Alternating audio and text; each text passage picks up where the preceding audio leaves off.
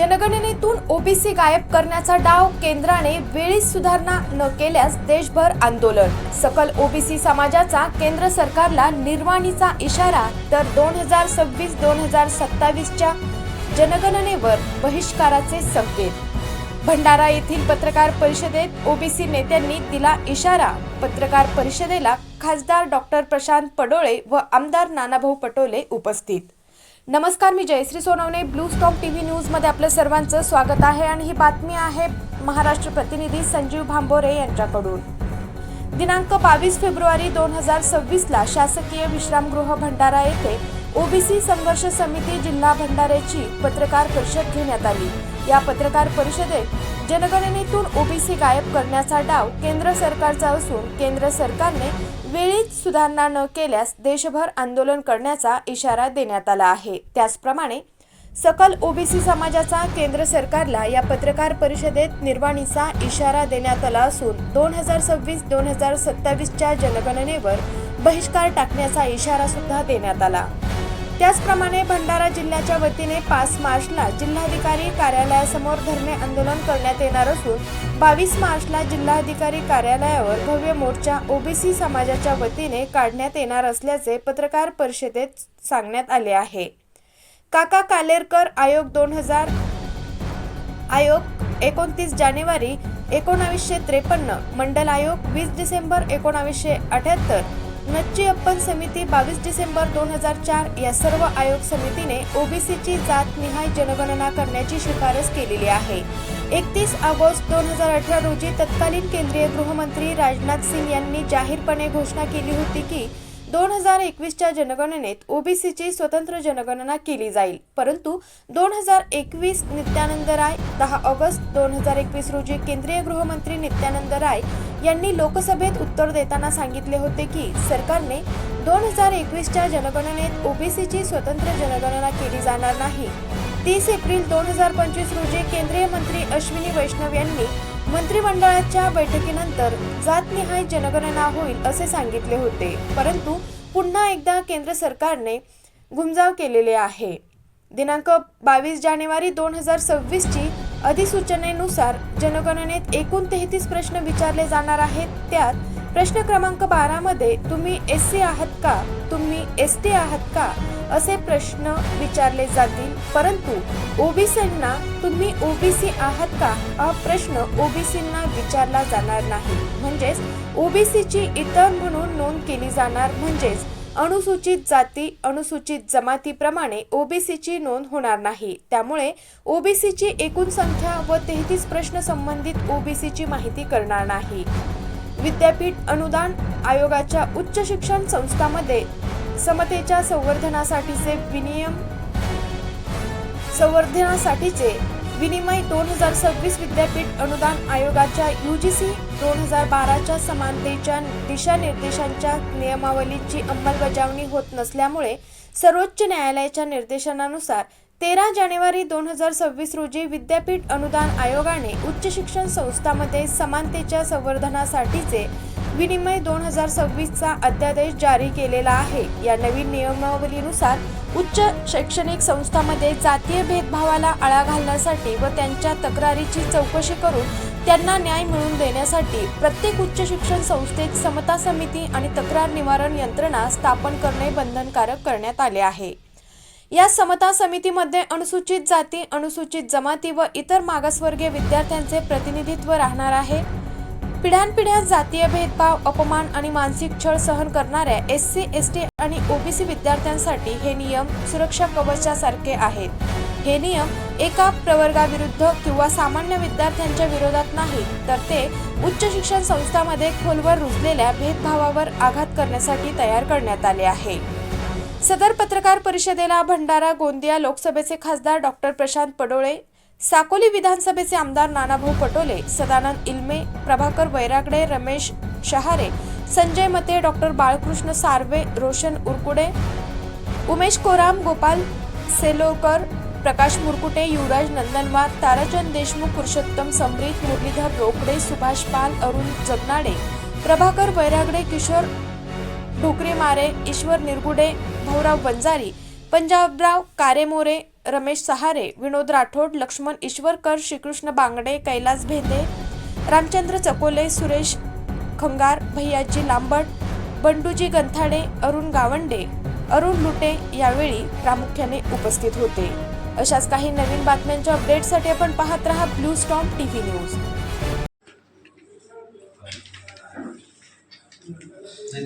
दिल्लीपासून तर संसदेपर्यंत या बस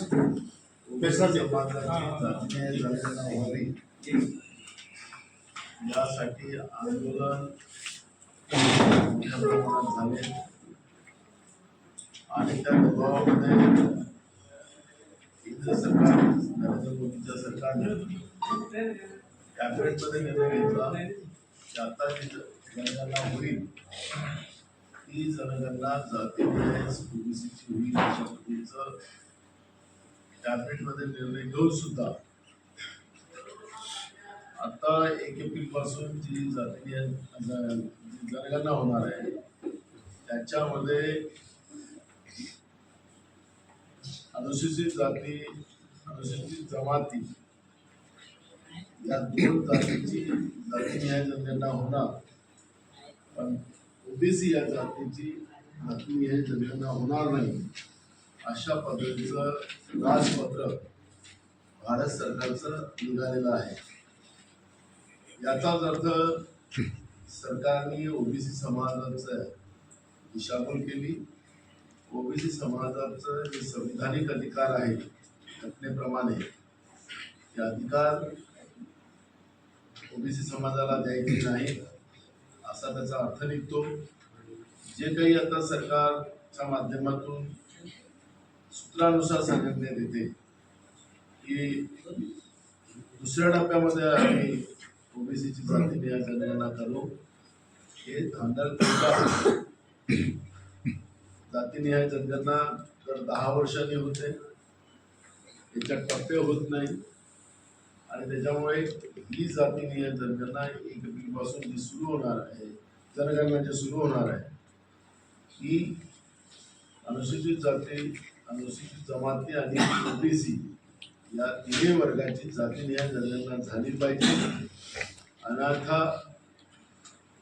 संपूर्ण राज्यामध्ये नव्हे तर संपूर्ण भारतामध्ये ओबीसी समाजाची लोक रस्त्यावर उतरतील आणि याची सगळी जबाबदारी केंद्रातल्या नरेंद्र मोदींच्या सरकारवर जाणार आहे. आणि त्यामुळे येत्या 22 तारखेला मार्च महिन्याच्या भंडारा या ठिकाणी नव्हे तर महाराष्ट्राच्या अनेक जिल्ह्यामध्ये ओबीसीचं आंदोलन प्रत्येक जिल्ह्यानिहाय केलं जाणार अशा पद्धतीची भूमिका आमच्या ओबीसी समाजाची आहे. मानभाऊ याच्यात सांगितलं आहे की 2011 मध्ये काँग्रेस सरकारच्या काळात सुद्धा अशाच मागण्या करण्यात आल्या, त्यावेळेस सुद्धा आंदोलन करण्यात आले होते पण यश नाही मिळालं.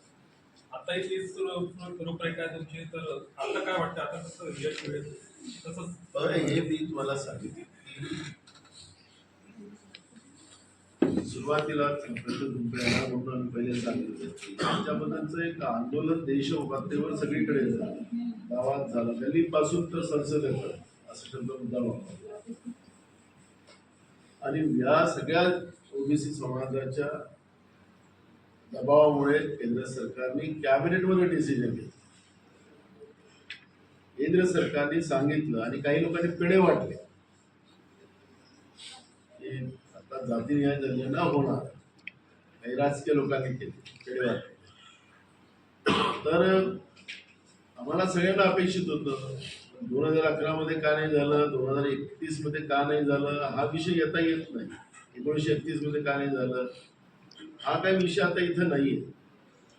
विषय आहे की आता हा देश पातळीवर संसदेमध्ये पण हा विषय गाजला आणि केंद्र सरकारने त्याला मान्यता दिली. कॅबिनेटमध्ये मान्यता देऊन सुद्धा आतापर्यंत कॅबिनेटनी मान्यता कधीच दिलेली नाही.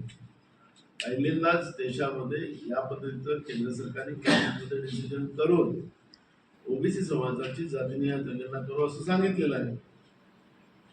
तुमच्या पेपर जो प्रेस कॉन्फरन्स येईल उसमें आपका पूरा समर्थन है। हम सब ओबीसी के लोग हैं और ये देश में 50% से भी ज्यादा हमारे लोग हैं यहाँ पे, लेकिन हमारे ऊपर भारत जब से स्वतंत्र हुआ है तब से हमारे ऊपर अन्याय होते आ रहा है। अभी सत्ता पक्ष ने, सरकार ने बोला है कि जाति न्याय जनगणना करेंगी, लेकिन प्रश्न ये है कि उन्होंने जो राजपत्र निकाला है उसमें ओबीसी का कॉलम ही नहीं है। अगर ओबीसी का कॉलम ही नहीं है तो फिर हमारे साथ अन्याय है, हमारी जनगणना ही नहीं होगी, हमारी गिनती नहीं होगी। और अगर हमारी गिनती नहीं होगी तो कहाँ से फिर जाति न्याय जनगणना होगी और हमारे को न्याय कैसे मिलेगा? किसी भी चीज में संविधान के तहत यहाँ पे हमारा जो हक बनता है वो हक ही छीनने का काम है सरकार कर रही है।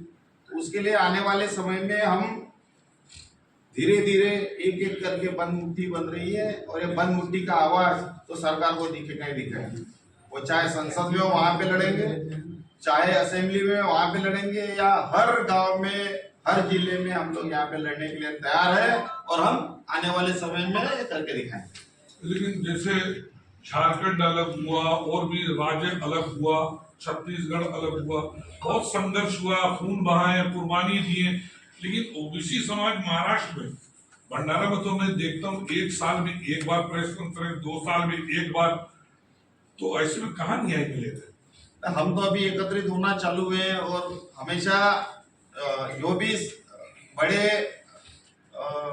जाति न्याय जो है या बड़े जाति के लिए न्याय देने की बात है तो हमको संघर्ष करना ही पड़ता है। खून तो मांगता ही है, हम तो खून देने के लिए तैयार ही है अभी, चाहे वो हमारे जाति न्याय जनगणना हो, चाहे वो किसानों के मुद्दे हो, चाहे ये देश बचाने का काम हो, किसी भी चीज के लिए हम लड़ने के लिए तैयार है और खून देने के लिए तैयार है।